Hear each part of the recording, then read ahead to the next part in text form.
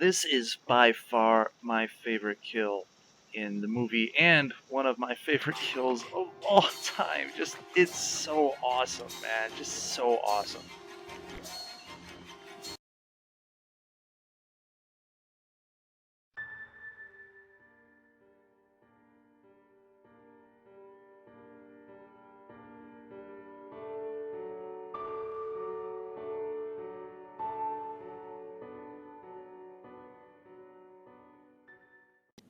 Hello everybody and welcome back to yet another episode of the 31 Nights of Halloween Horror! Rainbows from the depths, the bowels of hell. Episode 7. Yes, coming off of last night's episode where I reviewed the iconic originator of the greatest horror movie franchise of all time, Friday the 13th. And to fulfill the request that I review both the original and the remake, I am reviewing the remake of Friday the 13th, which honestly should probably have been marketed more of a remake of Friday the 13th Part 2, because it has a lot more in common with Friday the 13th Part 2 than the original Friday the 13th. So let's get into it. Friday the 13th, it starts off with the ending of, or a remake anyways, of the ending of the original Friday the 13th, where the main killer and the one survivor are battling it, and, you know, spoiler alert for anyone who doesn't want to know what happens at the end of the original Friday the 13th. You've been warned? The killer's head gets chopped off, and Jason looks down upon the decapitated remains and picks up the head and the machete and walks off. And of course, many years later, we have a group of young people who are searching for some mythological weed that is growing in the forest, and they decide to camp out, and while they're camping out at night, a mysterious man with a bag over his head, we all know it's Jason, he comes and kills each and every one of them. So we think anyways. Of course, during this camp scene, there's a campfire, and of course we have to have a tale establishing the evils of old Camp Blood, the kid who drowned, who but didn't drown, and the psychopath that took revenge upon the people because of it, and then how that little boy still around and growing up and secretly killing anyone who dare trespass in his domain. So we're already establishing the dark past, and of course now we have the young people out in the middle of nowhere, away from help, away from safety, away from salvation, and they're getting picked off one by one. It is the formula, and the formula works. So, fast forward a month after Jason dispatches with those, another group of young people are going to one of the kids' father's cabin for a weekend of debauchery and sex and drugs and all kinds of craziness, while a man whose sister went missing, part of that, I guess I would call marijuana expedition that we saw earlier, is handing out flyers, and we get the establishment of who the asshole in the movie is, and who is, I guess you would say, the good guy, as the leader of the group of kids is just a plain ass jerk, and they really pound you over the head with that, and it's kind of actually somewhat annoying. But let's be honest, we do want assholes in these movies because we want to see those assholes killed, and usually in these movies they die pretty bad. Their deaths are pretty like, oh god. That guy, he got tore the fuck up. Anyways, so of course, you know, they butt heads, and that establishes some tension between the human portion and the non-psycho killer portions. So he goes off to continue to hand out flyers and search for his sister, and of course, the other people, they go to the cabin, and eventually, I guess all this stirring around has risen the ire of Jason, who starts methodically killing people one by one. Of course, he comes across the wonderful cabin goers as a couple of them go on a little boat trip, and he dispatches with them, and then just one by one starts killing people until all of a sudden we're like, oh no, we're in a battle to save our lives, and we find out that Jason has like this underground network of tunnels that not only allows him to like move about in faster than human speeds throughout the camp area, but also he's got these little traps to kind of give him a heads up, like, oh, someone's trespassing. You know, instead of having like motion sensing cameras, he's got little tripwires with bells and stuff like that. So he's like, oh, someone's in my area. Time to get to the murdering. Yeah. So, overall, I really like the movie. It has a lot of elements that work for a Friday the 13th movie. Like I said, it does the formula. There's a lot of violence, there's a lot of kills, and there's a lot of nudity, and there's funny, epic lines, like literally, it's like, you know, I'm not going out there with a boner. Your tits are stupendous. And it's like, oh baby, you got perfect nipple placement. Things like that are just like crazy. The scene where like the guy was hitting the bong, and then he's like, everyone else is out and doing stuff and having sex, and he's like, oh man, it's like, what do you got for me? He's going through the magazines. It's like before the internet, kiddies. This is what men had to do to relieve their stress. Was find magazines, and they're like, oh, is there no swimsuits in here? It's like, oh, it's the freaking winter catalog. And he finds like, you know, a relatively attractive woman. He's like, okay, and he's like about to like whip it out, and oh, one of the deer head trophies looking. He's like, I turn around, can't have the decapitated deer staring you down when you're rubbing one off on the northern face catalog. Don't hit the northern face guy. No.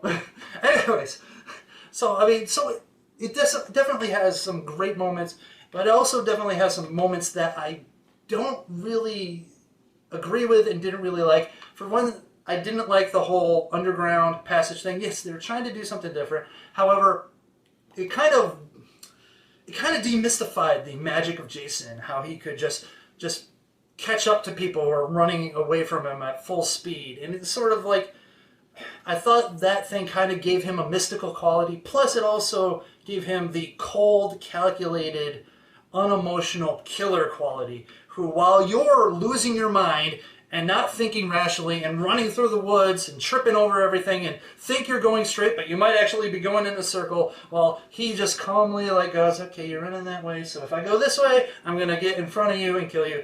This kind of felt a little like cheating, plus it raises the question, like, who built all that stuff? I mean, was it there all the time, or did he do it over the years? I mean, it was just weird. I mean, those things really didn't feel like Friday the 13th. Toward the end of the movie, when they're dealing with the tunnels and stuff, after most of the mayhem at the cabin happens, it stopped feeling like a Friday the 13th movie and just kind of felt like a generic 90s horror film, or not 90s, but 2000s horror film at that point, and was kind of disappointing. It felt like it lost some steam because of that. However, it's still a very enjoyable movie, and I get some of the hate, but it's still a solid movie, and it's a good remake. You know, if you're going to have like a list of good remakes, this has got to be on it, because this does a lot of things right. It, for the most part, keeps in the spirit of the movie. Yes, I know, there is a kill in this movie that I completely disagree with. And even if you want to try to say, well, we're being smart, we're turning, you know, tropes on their heads, we're paying some respect, but we're shaking it up a little bit. No. I can't agree with that, and I disagree with that, and it was wrong to do it, and you should feel bad about it, because part of the charm of the Friday the 13th movie series is its sort of morality. I know it's hard to say, but there's a morality within the universe of Friday the 13th. And when you start fucking with that morality, then you're doing a disservice to the series and a betrayal of its base, its fan base. And maybe that's one of the #1 reasons. I don't think it is, because I don't really hear people saying too much about that stuff. But it definitely rubbed me the wrong way. And I can't give kudos for something like that. But, like I said, overall, it's a good movie. And if you put it in the Friday the 13th catalog, it is definitely toward the good side as opposed to the bad side. And whenever I see lists putting this toward the bottom, I just shake my head and go, no. Overall, as even a horror movie itself, it's a pretty good horror movie and has all the elements that especially someone like me looks for. It looks for violence and gore. It looks for nudity. It looks for humor. It looks for things where it's serious but doesn't necessarily take itself too serious. And it pays homage in most of the right ways. Yes, it makes mistakes. It has some problems with the plot. However, overall, it's still pretty damn good. So let's get to the scores, and I'm going to compare them to the original that I did yesterday, just in case, holy shit, just in case you may have forgotten. So, violence and gore. The original, I gave a 2.5 out of 5 because there wasn't a lot of killers in there, and a lot of it happened off screen. I mean, there's still some good stuff, of course. You saw the opening with the neck, and yeah, that was really great. So I only give that one a 2.5 out of 5. It's an average amount. For this one, I'm giving it 3.5 out of 5 because there was a lot more murder, a lot more happening on screen. Though, honestly, the violence itself, maybe I'm just, a little bit desensitized to it, but it wasn't as super gory as it could be. Sure, there's a lot of graphicness to it, but not super, nasty like a lot of zombie movies out there. But still, a decent amount, better than average, so 3.5 out of 5. Shock value. The original I gave a solid 3 because those shocks, they come at you and they aren't as telegraphed. I mean, if you watch it several thousand times, you can kind of see where they're telegraphing it. But there's things that hit you, and of course that epic scene at the lake at the end. Yes, this one, I'm only giving it 2.5 out of 5 because you really could, tell this movie was really telegraphing a lot of the shocks. It's like, oh, the guy's bending over to pick something up. Of course, Jason's probably going to be right behind him. Yep, there he is. Oh, this guy's right in front of a window. Jason's probably going to go smash through it. Yep, he does. So, while there are still some solid shocks in this movie, it doesn't have the same impact, plus the fact that it doesn't create that sort of eeriness to set up shocks as the original. I mean, one of the problems, and I'll get to that into the plot more, is that this movie kind of just starts out murdering and then just does nothing but murder till the end, which is cool, but sometimes you need a little bit extra. So, 2.5 out of 5 for shock value. Acting, 2.5 out of 5, very average. This one, I'm giving it 2 out of 5 because I found most of the characters to be so one-dimensional and so, they're unnuanced. There wasn't really any one that stood out where I went, hey, this is some good acting. It was all pretty bland, and then that redneck guy, masturbating to that hustler. He's like, yeah, let daddy lick you. I'm like, just, no. Plus the fact, as he's going up the stairs, he's like, oh, better not be stealing kerosene. Like, first of all, who stores their kerosene in the attic area? And second of all, yes, you established before that someone was stealing the kerosene. You didn't have to say it again. That's a problem with writing, but also the performance felt kind of force that in there. We're going to remind people that someone's stealing kerosene, so someone's got a reason to be up there, right? Okay. Anyways, so 2 out of 5. We get to plot. Now, plot I gave a 4 out of 5 to the original because I loved it. It was kind of like a slow burn. It created atmosphere, and the plot worked so well. There was nothing I really questioned about the plot. It worked A, B, C to D. Yes, it was kind of basic, but it didn't try to do anything super crazy, and that twist was a great twist. So I gave it a 4 out of 5. With this new one, I'm giving it a 2 out of 5. like I said, it starts off with murder and just continues on with murder. There is no subtlety in this movie, plot-wise. It doesn't really give any kind of world building, mythos building. Yes, they kind of talk about the old story of what happened in Camp Blood, but they just don't do enough time to kind of give you a build up to the mayhem. It just kind of is mayhem all the time. And while that's fine, you do, especially in comparison, you do miss that sort of eeriness, that creepiness. That is this the moment someone's going to get killed? Okay, maybe not this moment. And it felt like the murders were a bit more spread out, so there was a little bit more. Hey, is that you? Quit messing around with me. And then you have the wonderful bodies appearing, on the door and stuff like that. You really don't get as much of that. You get, yes, one body flop down from the ceiling type of moment, but for the most part, you really don't. And so that's a problem. You also, the one character that you're kind of gravitating towards, they do something with that character that really just kind of kills the moment, basically, kills the moment. And so that's another problem. Like I said before, the movie kind of stalls out when they're going through the underground area. And look, I get it. You're trying to do something different. You're trying to do something creative. You're trying to explain how Jason can be everywhere.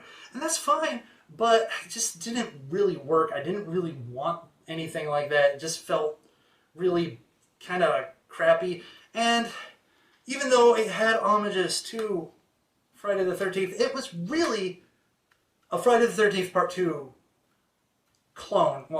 remake, with the whole thing about it's Jason is the main killer. You've got the person pretending to be the mom, things like that. It felt more Friday the 13th Part 2 than the original, which is not necessarily a bad thing. However, it sort of condenses the brilliance of the first Friday the 13th into just this capsule in the beginning of the movie, and that it doesn't really create this eerie mythos, because when Friday the 13th comes out, you're like, what's going on? Is that really, could it be Jason? Is it really that? And you still get eeriness and this wonderful mythos building through the first several Friday the 13th, which they sort of just really glaze over quickly in this one. So I got to give it a subpar plot score, 2 out of 5. Going on to Nudity, one of my favorite things. In the original, it got a 1 out of 5 because you only see tits for a short period of time, and so it's only 1 out of 5. The greater number of tits happen as the series go on. And this one, my goodness, I'm giving a 4 out of 5 because there are tits galore. We got tits in the beginning, tits in the middle, tits toward the end. I mean, and we're not just talking about just short flashes of tits. We've just got tits that stick around, that flop around, that roll around. I mean, you can't say someone's tits are stupendous without giving us visual proof that those tits are indeed stupendous. Or also, if you're going to say you have perfect nipple placement, we need to see where those nipples are placed so that we can believe your character. I mean, that's necessary nudity. It's just right out of the storyline. If you don't show that nipple placement, we're like, I can't take this guy's word that she's got perfect nipple placement. Come on. I mean, really, we did get unnecessary nudity because a couple of the guys, they go out to the boat, and the girl's doing topless water skiing or waterboarding, I guess, because she's on a board and not skis, but whatever. She's doing that topless. I mean, she doesn't have to do it topless, but we appreciate that she did it topless. Kudos. Plus, you get a gratuitous tit scene when someone gets murked. And I'll tell you one of those actresses, I think she got a boob job. But anyways, that aside. So 4 out of 5, I always appreciate getting a lot of tits in there. So there you go. Enjoyment factor, I gave the original 4 out of 5. I'm going to give the remake a 4 out of 5. I thoroughly enjoyed this movie. Sure, I can't give it a perfect because of the problems that this has, just like the problems that the original have. However, it's thoroughly enjoyable because it has the stuff that I want in a horror movie. It's got cool kills, brutal kills, it's got violence, it's got nudity, it's got humor. It doesn't always take itself so seriously. And aside from some pacing issues, the movie does flow pretty well in the beginning areas. So 4 out of 5. My overall impression, the original got a 3 out of 5. This one is also going to get a 3 out of 5. It probably would have gotten a higher score if it fixed some of the plot issues, maybe was more closely a remake of the original Friday the 13th as opposed to Friday the 13th Part 2. It would have been an interesting thing to see if they did it that way and made a different movie as Friday the 13th and made Friday the 13th Part 2 and make it like a remake Part 1 and 2 type of thing.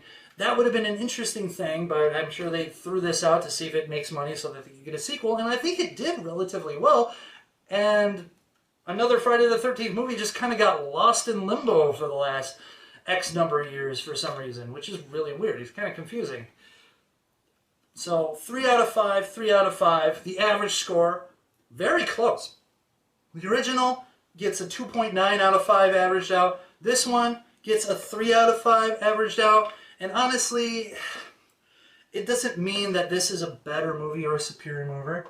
It just means that it won extra points on violence and nudity, which, in a way, shows that you don't always have to have the strongest story and the strongest plot to make an enjoyable, entertaining movie. If you've got some great violence, some great gore effects, and some titties. Like, for me anyways, someone else might think something different about that, and they can make their own review, and they can put their own scoring, and they can do what they will with that, but that's just me, and that's my opinion. And once again, you know, horror movies usually come to 3 types, need 3 essential elements. Blood, beast, and breasts. Or boobs. Blood, beast, and breast. Blood, beast, and boobs. Blood, because, you know, we'd like to see the blood. Beast, there has to be a monster. There has to be a villain, whether it's a human, a monster, a spiritual monster, whatever. There has to be a beast. And breasts, because let's face it, a lot of straight men watch horror movies. It's probably their biggest demographic. I mean, not saying that there are a lot of women who like horror movies. I know a lot of women horror fans. They don't know me. But no, I mean, I know of a lot of women who enjoy horror movies. But I'm just saying, the hardcore people, they tend to like some of those exploitive elements. And honestly, there's a few women that I know who actually kind of prefer having some TNA thrown into movies too. Kind of confuses me and weirds me out, and also kind of arouses me in a way. But anyways, once again, it's a personal thing, but that's the formula that I look for and enjoy, and I always give kudos to those who try to use that formula to the best of their ability. You realize that of those 3 things, plot, story, that ain't one of them. No. And there's a reason, because you can really make up for a bad story by putting a lot of, I mean, that's kind of what happened in the early Grindhouse days. There was horrible acting, horrible plots that make no sense, but they're just ridiculous violence, gore, they're ridiculous nudity and sex. I mean, it's sort of made up for it, and plus, you know, some of the hilariousness of the movies themselves. But anyways, so, in a way, this is really kind of a throwback to that type of movie making. So, there you have it. Friday the 13th. The original versus the remake. Both good movies. I mean, sure, if I had to choose, yeah, Friday the 13th, the original, definitely a better movie. Overall, it has elements that I really love, and the plot works way better. But still, the remake is still a good movie, and it qualifies as a good remake. And I'm happy they made it because I enjoyed my experience with that movie. I am glad to have watched it, and I'm always glad to watch it because it is, to me, a worthwhile experience. It doesn't have to justify itself by doing something completely insane and different. All it has to do is be a good, entertaining movie. And I'm happy with that. So there you go. What did you think? Did you like the original better than the first one? Did you like the remake? The original better than the first one? Oh my god. Did you like the original better than the remake? Or did you like the remake better than the original? Or did you like them equally as well? Or did you hate both of them? Leave a comment. Give me a thumbs up if you like the video. I don't know. It's supposed to help the channel. I don't know how it does. But anyways, tell me what you want. Tell me if you want me to review more Friday the 13th movies, because I will. Though I might not have to do it this 31 Nights of Halloween Horror, but who knows? I mean, I still have quite a bit of time to go. I mean, we still have like 24 more days left to go, so plenty of time. And until then, I am going to say, hey, YouTube, Internet, be stupendous.